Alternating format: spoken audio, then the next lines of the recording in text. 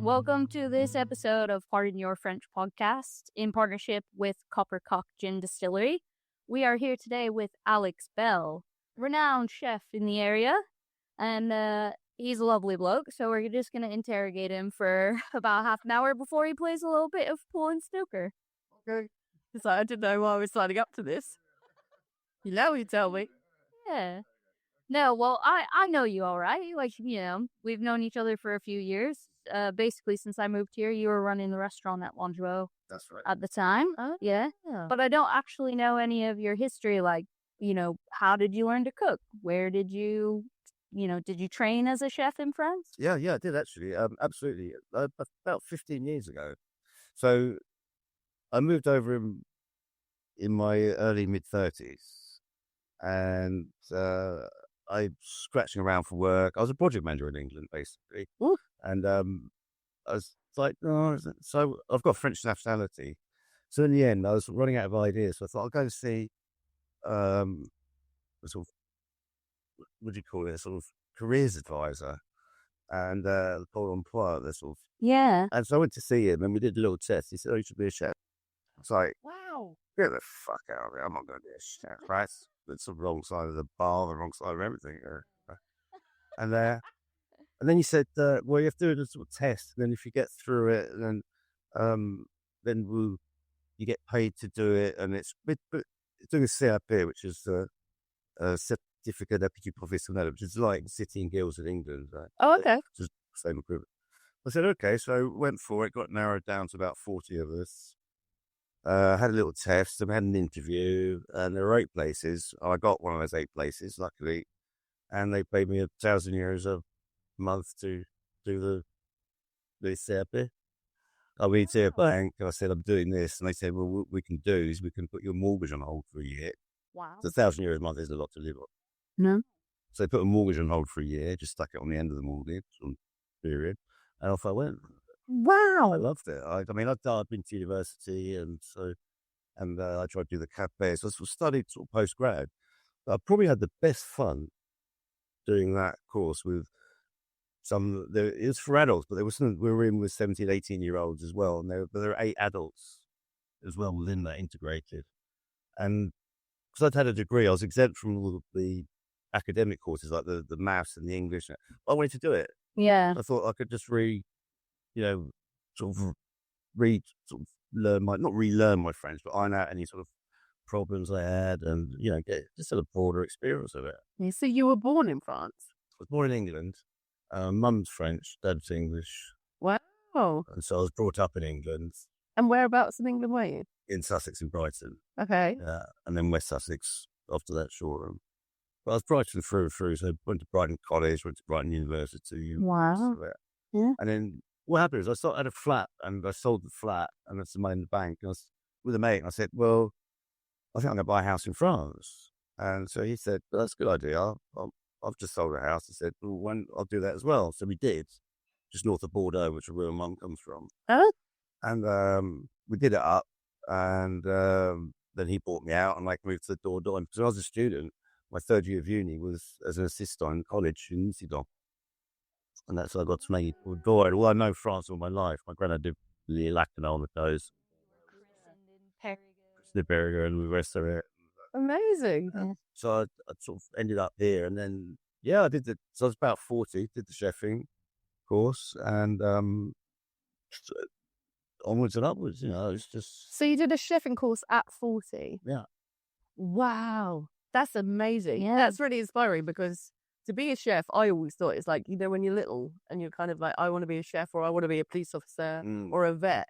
I always thought it's that career. I never would have thought, especially if you didn't think, I always want to do that, and somebody else says to you, "You're a chef," and you're like, "Well." I always enjoyed cooking, but only in a sort of dinner party sort of way, not particularly seriously. No. As soon as I started it, I had some really good teachers and chef teachers, and the rigor and the discipline really appealed to me. That like this, and every time we were on the plateau, because we were cooking, we were dressed up with the whole 9 yards, with staff and everything had to be perfect.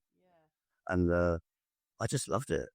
Amazing. And then we did everything. We did sport and did all the subject history, geography, and did projects and maths, English, obviously, and French, and I loved the whole thing. It was from 8 till 5:30 Monday to Friday. And then what you had to do was find yourself a restaurant that would take you on. Right. So I found one in my village, and I worked with this great chef again. You're a bit of an arsehole, but you're most great chef. That's what are the one. Obviously, one is. I'm not a great chef, so okay.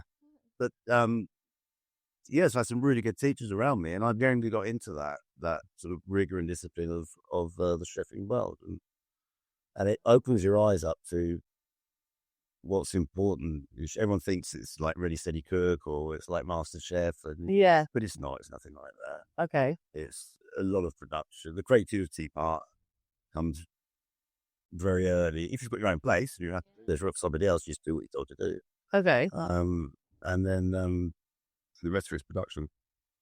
Is in all the prep work and everything before service. So every plate comes out the same. Yeah. It's the same. Looks great. It's pretty cool. If you go to a restaurant twice and you have, one good meal, one shit meal, then yeah, you do. Yeah, I think that's it, isn't it? I think in England, to be honest, you'd find that quite often, and then you'd be like, oh, they've changed the chef. Well, I know it's a young man's game because it's a lot of hours. And yes, they work in 14 to 15 hours a day, and some do, some don't. I mean, if you've got your own restaurant, yeah, fair enough. And you've had your own restaurant. I had my own restaurant for about 6 years, yeah. Yeah. So what I did basically when I finished, I got the job at Longevin. I just sort of punted myself out. And then I worked at about 12 restaurants, I guess, altogether. Wow. So I working for other people, and then I suddenly got into this idea of people that had restaurants but weren't chefs. So they needed a chef. So we used to do a profit share for the season. That's great. I guess I'd work the season, do a profit share. Yeah. And then eventually I opened a restaurant with a partner. We moved to another restaurant after a year, and then she bailed out because it wasn't doing very well at first. It takes 5 years, basically. Yeah. Yeah. And so I bought her out and carried on, and it went really, really well. And then COVID hit, and the dynamic had a restaurant in Revere, so it was like the workers' restaurant, very neat, big English tunes there. Yeah, you did. And music nights and Sunday lunch times with the 80, 90 colours and so on. Doesn't sound much out of the boss, near that yet. So in the sort of middle of the English enclave. Yeah. I used to get a fair share of French.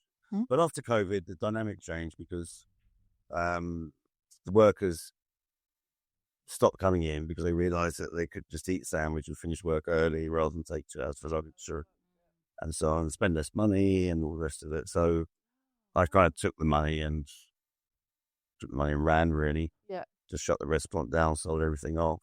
Yeah. And I took a job. So I just went to Riverrat. It's the biggest brasserie in Riverrat, the Colon. Cafe de Cologne. We were going to go. Yeah. I've only been there twice. It's just brasserie. But I loved it. It's not restaurant. We do sort of a menu du jour, but we do big carts as well. So it's banging out covers more than anything else. Right. Yeah, you don't get to be as original as you want to be. But same again, you're working for somebody else again. Something else, the budget's really tight. Yeah. It's a slightly different, but it's part of the job. Yeah. But you also realize that you're not, you want to work for yourself again. I mean, it's like once you've done it, and Simon always says that, once you've worked for yourself, going back to working for somebody else is really difficult. Have you found that? Yeah, I did. I stayed there for a year, and then I got offered a job as a chef de cuisine in a nursing home in EPAD. They call it over here. I thought, great, this is kind of retirement. You got an office in the kitchen. You got 4 staff, and I thought this would be great. I just be doing the ordering. But it wasn't like that. I had a horrible team. Really didn't like it, and left it after 5 months. And went back to my old boss. Said, you want to take me back? And he was like, yeah, no problem.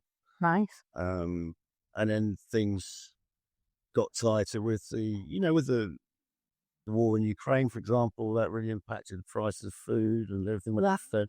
I know it did. I knew the petrol, but I would have crossed my mind about the food side of it. So sunflower oil, mustard. Yeah. Yeah, food transport as well. So as soon as fuel prices went up, everything had to go up a little bit because you had to get that stuff shipped into stores to go get it. Everything went up by probably 30%. And of course, you have Brexit as well. Yeah. So what do you call it? Shift d'affaires, the turnover went down by about 30%. So the margins were really squeezed.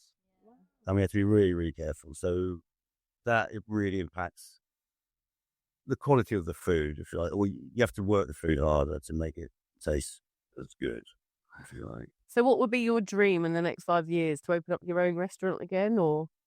What I'm really interested in, it's a very small restaurant. And with a friend of mine who she used to have a restaurant as well, we're thinking about doing just private dining, but in a restaurant. So What, like a pop-up restaurant? Like private parties? awesome. So you want to celebrate your Birthday or 40th or something like that. Oh yeah, 30th again. Let's go there, Alex. And you're at the restaurant with 12 or 15 mates. Okay. And you can have the restaurant to yourself all night. You come decorate it. We can talk about the menus. You can have what you want. Yeah. Work out price. So the restaurant shuts to the public. That's just yours. The venue's yours for the night. That's a really good idea. Yeah. So you could hire yourself out as just, yeah. Yeah, instead of going into somebody else's kitchen to be their private chef, which is a nightmare. Yeah, it's got to be really disorienting. You haven't got the gear. You Don't know where everything is. Yeah, you don't know how the oven's going to heat up. Yeah. You don't know how, yeah. I've been offered a few of those. Yeah. A couple of wedding jobs. So weddings I don't really enjoy doing. Well, they're paid, but it's not really my cup of tea. Private dining, I've been offered a few of those. I've done a couple. Don't really enjoy those. Again, for that pure reason that you're going somewhere, you're transporting, food, somebody else's house, and then you've got to. So it's like a headache. Yeah, you have to do prep somewhere else. It's a ball ache. So Yeah. and you don't know what sort of ovens they got, and it's usually a Jeep, so it's pretty Basic gift for that. crappy. Yeah. Yeah. And also the cost. Yeah. Cost of your time. When you work it out, it just doesn't really add up unless you're kind of charging restaurant prices, Yeah. or even more. Where you can work out. So you need like a base somewhere where you can then bring in people for service and things like that. But again, that's great if you can plan with people. You're going to try and do it out toward Vertiac then? Is that kind of the idea? Yeah, to like you guys have quite a big following just from having your restaurant. People know who you are. Yeah. People from her restaurant, they know her. Like everyone loves her, and like it's a good combination, the two of you. Yeah. Yeah, do it. Do it. Sounds right. If it sounds right, it feels like it is right. You need a work-life balance now. Yeah. I did the restaurant. It was 78, 80 hours a week. Yeah, it's a lot. Yeah. Every day. Yeah. The day off was a 10-hour work day and all sorts. Wow. So I think, I just make ecugh to get by and be happy. Everything's paid for. Yeah. And then spend the rest of my time enjoying myself. But really enjoying myself. M'éclater, if you like, Yeah. where I am working, I'm developing my own dishes. What's your favourite? Have you got like a signature dish? No, not really. I was sort of, if you want something I really enjoy, these sauces. I love. Oh, do you love like sauces? But yeah, that's so starting off with a nice stock and, keeping all this no waste. So you're keeping all the little bits of, sort of fat and stock and bits and pieces, and then using that to build up your sauce, which then that's the flavour, Oh, I love it. Yeah. You could stick that on a piece of meat or chicken or whatever, and God, it's just that Doing it properly. yeah, vegetables as well. That's it. I mean, obviously, you'll know from the living in England and living in France, is French cuisine like your dream to cook? I think if you go around, not around the world, but a lot of cuisine is based on French technique. Yeah, I would. Yeah, I think it's set the standard, isn't it? I think for everyone to follow. And after the revolution, then all the aristocracy fled France. Of course, they took their entourage with them, and they just of course they introduced the rest of Europe French cuisine, and that's kind of how it developed. And then of course Escoffier got involved and developed. The brigade replacing the military thing. But there's just a bunch of pissheads before that. So yeah, a lot of the techniques you recognise them, and I think as a chef, it's a bit like music in a way. If you see some music, you recognise it.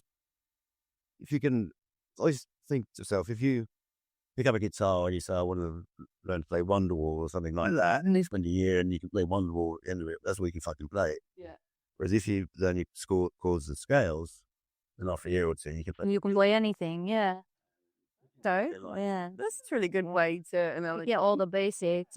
Well, you guys had that restaurant in Vertiac, the Escalier, which kind of had a bit of an Asian flair, at least when we went that first That was tour. owned by a friend of mine called Melody, and we did a profit share on that. And she had lots of Asian influence. She was a good cook. She had enough of being in the kitchen, so she's front of house, which she's very good at as well. And yeah, we had a very successful year there. And I did have a lot of Asian food, so we cooked sort of tataki. We did beef tataki like 2014 when it just was like, yeah, not here. Now it's like a pretty popular thing on menus. Yeah, it's like they chuck it in there. So that's the single most successful dish I ever cooked, beef tataki. So beef from the butchers across the road. Yeah. And then it was what we call in French ludique, so it's fun. So there's maybe 8 or 9 things on the plate. So you pick up a chip and dip it in this, a bit of meat, dip it in that. You're having a little bit of fun eating. So you take your time. You're not just sitting down and just stuffing it down your throat in 10 minutes. Yeah. And you can see the joy in people's faces. Oh, and people that say don't like their meat really rare because tataki, Japanese word is actually just for we call snake, French for cooking it just really quickly, searing it, and you leave it, you rest it, and you slice it. If you slice it really thinly, people that don't like rare meat very rare, they tend to eat it and enjoy it because you get the flavour out of it. right. It's not a big lump of raw meat for them. Yeah. So we get quite a lot of converts to that. Yeah, anything, if it's done well, will be enjoyed and loved.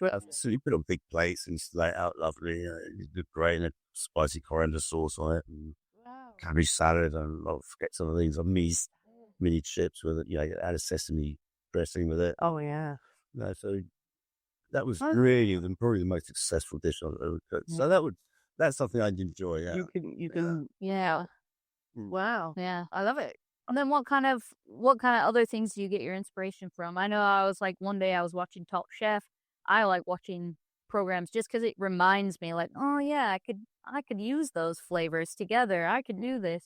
Like, do you just draw inspiration just from the ingredients when you go to the butcher and you're looking at the meat and you go, this is, I could see this coming, or yeah, you can. You can look at it. You can go to find a decent piece of meat that you like, and that's good.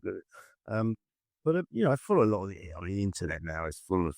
At the moment, I follow a restaurant called Fallow. I think it's in London, but there are a couple of chefs I think used to work for Esther Bloomington's. Oh, okay. So they just do the little TikTok videos of how to make perfect chips, how to make perfect this, how to make perfect sauce, and they've got different levels, and they're really, really good at it. Cool. And it's nice, isn't it? Now that we have social media to go and. So I've got a book, and also I stack these videos in a little file. The book. So the book, the back is ideas, and the front is recipes. Love it. Yeah. You go, oh, I'd do a bit of this, that, and the other, and then you think, oh, holiday sauce, but let's tie it up with something else. We use a slightly different ingredient, and then that's an idea, and then you can test it out, and then realize it on a piece of fish that goes well with a piece of fish or whatever. And do you have like days where you go, I'm going to go and buy a piece of chicken, beef, fish, whatever, and then bring it home and then go, I'm going to create something from scratch today? Well, I have ideas, and then I'll go out and buy the stuff. Yeah. I think most recently, I've got an air fryer. I bought one about 3-4 years ago, and everyone's saying, oh, it's just a fucking gadget. And I just bought it. It's cost me 30 quid from the supermarket, Auchan supermarket. I thought, I'm just going to thrash this. Yeah. And see what I can, just that's what you can get. Yeah. And so recently I was like, I've got quite a lot of herbs in my garden.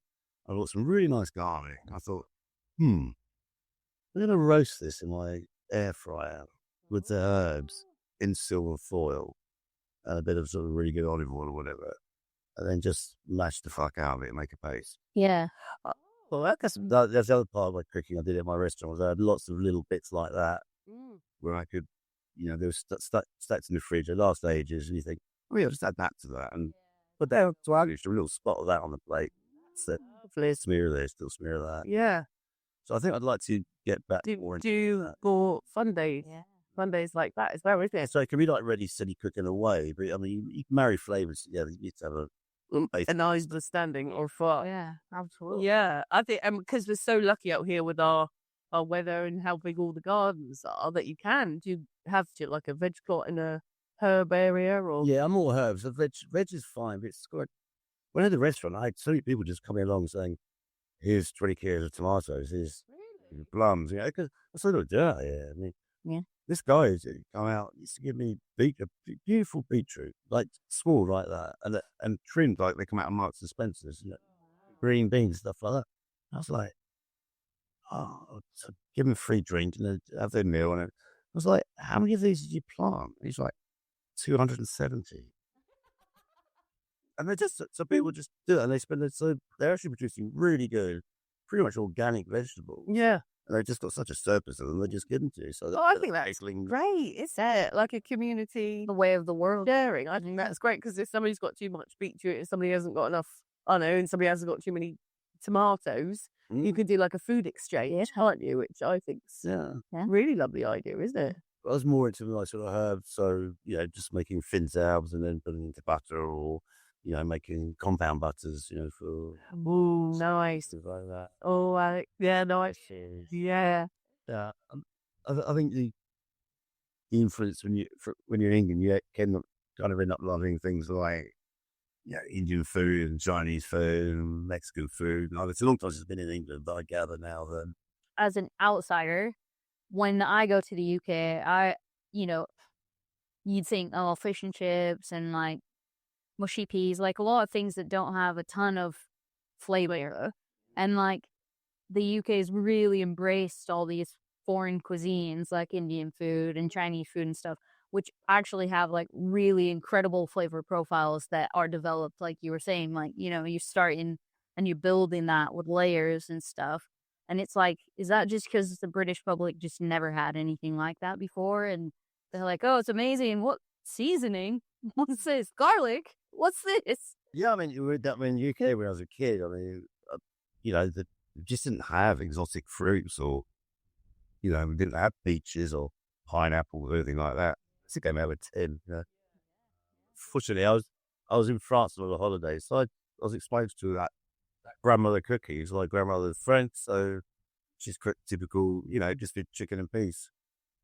But my God, was it delicious? Amazing. That bit's a Swiss sausage, though. Yeah.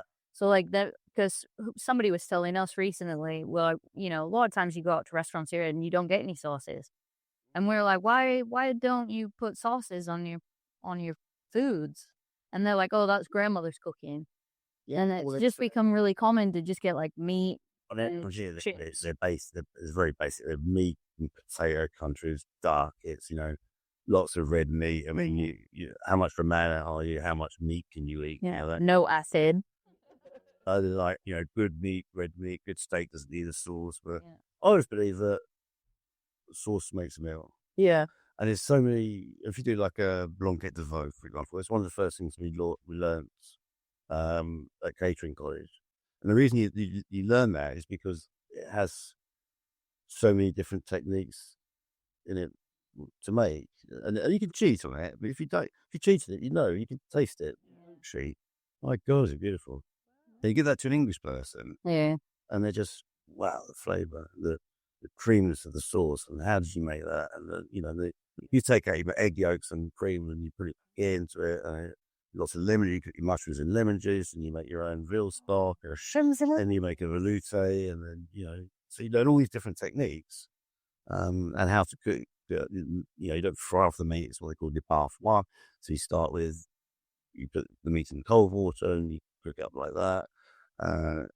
Because the idea of doing a boeuf bourguignon or something, or something like that, where you use second or third category meat. Yeah. The idea of frying it off to sear it's ridiculous, because you don't want to see. You don't want to feel it to go into the meat. Oh, that's the only thing that I thought I could ever make was that I got taught to make a beef bourguignon when I first got here by two amazing French ladies who I'd never met before. And I had to like follow their steps and stuff. I mean, it did taste amazing. It was very traditional sort of, I guess, way of that. And they use this pressure cooker. Yeah. I'd never cooked with a pressure cooker or anything like that. And I was like, so I tried to recreate it at home. Not so good? No. Oh, bless it. You stick for like a boeuf. We call it estifade de boeuf à la bourguignon. So you put your chuck meat, whatever, into red wine with some carrots and onions or whatever you want to do, you know, and leave that for 24 hours. Just leave it in the fridge for 24 hours. Okay, like uncooked. And then you cook it from cold, and it'll take you 4 hours, and then you put the rest of your garnitures. It's a 5-hour job. Oh, okay, yeah, that's a lot for me. And it just the flavour that comes out and the fat comes out. And if you can use beef cheek, for example, or paleron, they don't paleron. Most of my culinary experiences was in French, so most of my vocabulary is in French. Yeah. Some of the words I don't know what they are. Well, this is a pardon your French. Yeah, pardon is French. So I mean, beef cheeks and paleron are they're not very fatty. They're very gelatinous. So the stock you get is like, I mean, you can sit on it.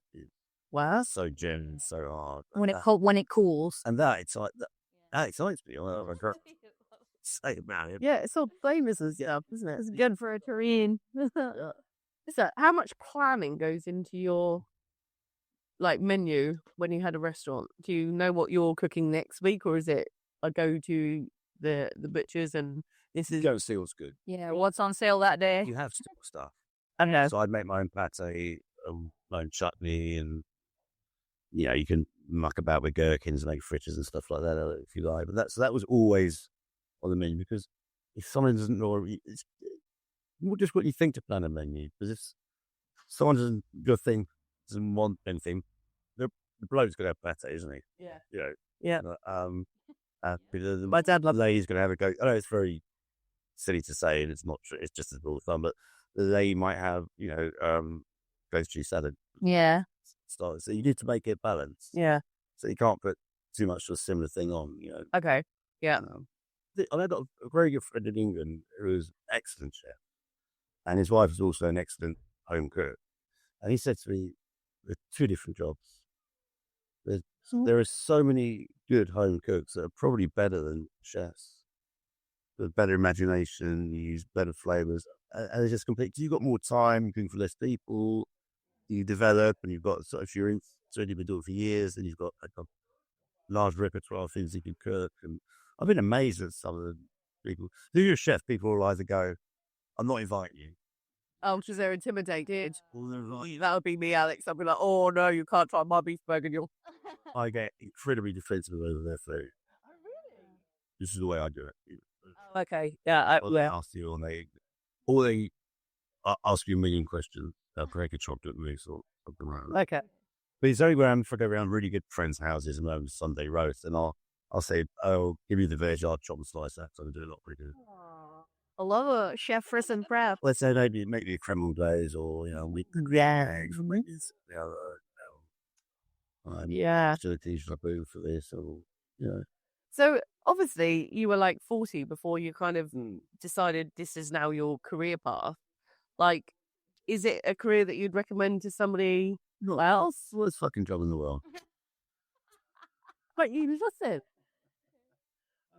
It's a hard job. I think it's famous for being so. If you know what you're doing, then you do have a certain amount of satisfaction. I mean, where I'm working now, it's not eyes closed cooking, but it's very easy to do. It's, you know, just come in and want to say what you want me to cook, how many portions, and off I go. Yeah.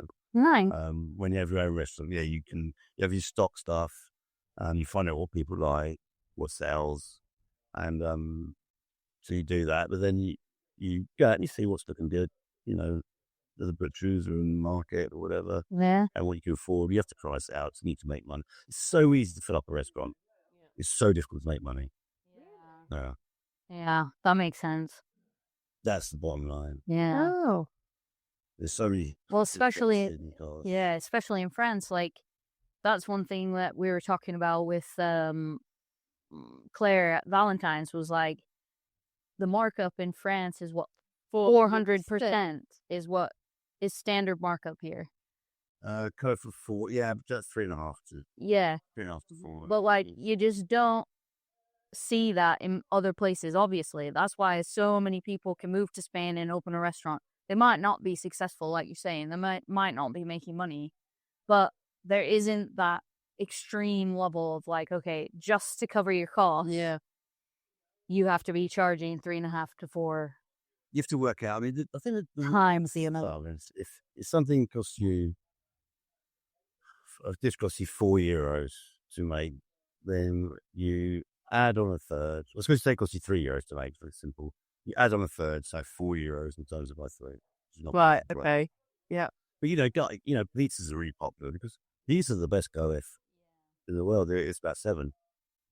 So you pay €10 for pizzas, costing them about 120, 150 maybe. Do you think there's a lot of like food snobs? Fucking everywhere. Everybody. See, I've never come across it. Like, you're a foodie, but you're not a food snob. So are your friends? Oh, I don't know. I can be. Say, I can do that home cheaper and better. Well, we say that all the time. Yeah. There's a lot of restaurants. Like, we go to restaurants so we don't have to cook. Not because we can necessarily can't cook that better. It's like, I don't want to cook today. Let's go out for lunch. Yeah. There's certain places. To me, this is why Indian and Chinese took off so well in England as well. Those are things that if you don't have the basic knowledge and know-how, you can't make. And the million ingredients. Yeah, and the million ingredients. Yeah, so it's like going to get a curry, going to get lo mein or chow mein or something like that. Those are things that you can't necessarily make at home as good as you can get when you go out, or you definitely can't make it at home as good as we can get 3 days. Yeah, exactly. Whereas like Go out to like steak and chips. Well, the thing, I mean, I thought as a chef, I thought people were going for the food. That's it. They come for the food. Yeah. Over time, I had a very good waiter, a very front house. So they taught me that actually it's the whole experience. And now I do realise it's the whole experience, not just one part of it. It's the experience, isn't it? Yeah. The good service, mindless. I see the service. I've worked at many a restaurant. Yeah, some places you go, I'm not sure. I can't choose 3 stars. They're all great, That's what you want. Yeah, it is a whole package. Yeah, I think. We would have really enjoyed it. I go back. My mum lives in England. She's French, but she lived in England for 60 odd years. And, we do this deal now where we go. Our birthdays are fairly sort of similar dates, and so go out to England once a year. I see her, and we go out for a meal. But I always cook her a meal. She doesn't even eat; she just eats fish. So we go. We just go blow out. We go to Marks. Oh, I do. Smokes and spaniel caserda, yeah. Amazing stuff. Yeah, a nice bottle of Chablis. We'll drink that while we're and then we get some scallops and scallops. My nanny used to make those. Oh, get pak choy and there's sea bass. Yeah, coriander and lime. All this kind of thing. I mean, it's a funny job because you're under immense pressure. Yeah, through service because 2 minutes is it's like an hour. Like. So and you can't make a mistake. Yeah, I mean, I guess must be other jobs too. Most jobs, I made a mistake over it. You can't in the kitchen. Yeah, but it's a job where everyone's got a little bit of creativity in them. Some of us want to be writers or painters or whatever. But we haven't quite got the skills. But then in cooking, you get together that little bit of creativity. If you're really organised and you're a good project management, critical path analysis sort of person, and you get to use those skills as well. And if you're good at finance, you get to use those skills. It's really incredibly satisfying. Yes, sir. Yeah. You go home, you think, oh, I have been a bit creative. I have been really well organised. My timing is probably the most important. Yes, in the kitchen. Yeah. Timing, because the clock is. I was always told that the clock is your friend. Oh, yeah, it's a nerve-wracking industry in general, isn't it? Even like being in front of house or waiting, it's a very high-pressured environment, and it's a lot. But again, very rewarding when you've made somebody's birthday incredibly experience. Because they go, the food was amazing. Like that experience that they shared with others is totally why I can see somebody becoming a chef. It's one more little adventure. You've got one more in you. Yeah, maybe we get something going. We get something back. That'd be great. Yeah. That's always the right time and the right reason. Yeah. Something. Yeah. Cool.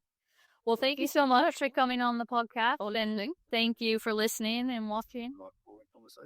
It's not. I think it's amazing. You've inspired me actually to to the kitchen and come up with something and actually take the time instead of being in a hurry or a rush. Yeah. I'm going to plan something the day before. That's what I would act, isn't it? Living out here, taking the time. Yeah, absolutely. Thank you so much for your time. We'll see you next time.